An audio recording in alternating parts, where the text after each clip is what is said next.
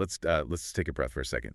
We have spent the last 2 deep dives kind of staring into the abyss of answer engine optimization. Yeah, the abyss is definitely the right word for it. Right. I mean, we looked at those shocking costs of AEO in 2026, and then last time we dug into how just monitoring your invisibility on a dashboard is basically a total waste of time. It is the exact definition of anxiety. Wow. You know, you're essentially paying an agency just to watch yourself not show up in ChatGPT or Gemini results. Exactly.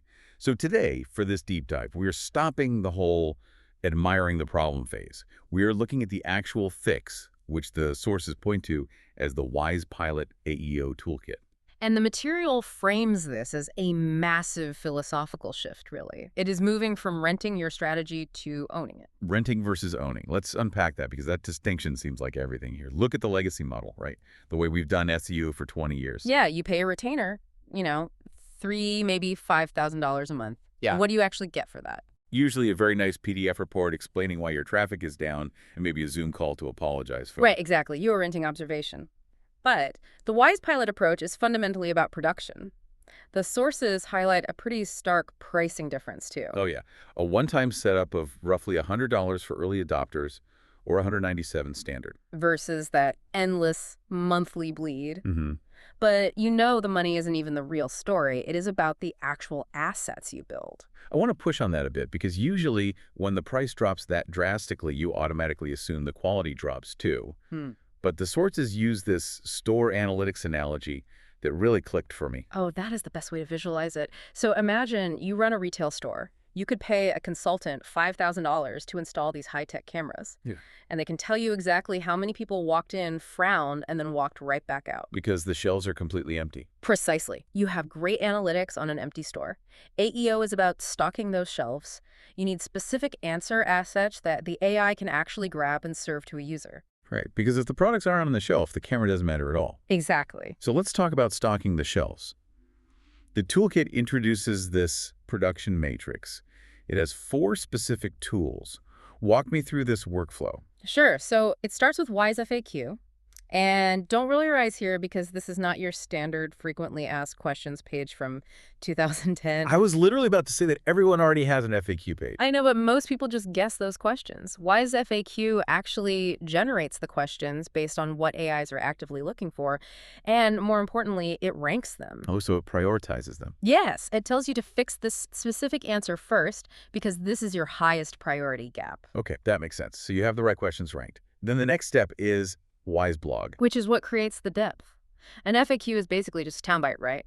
WiseBlog expands that into a comprehensive asset. Building actual authority. Exactly.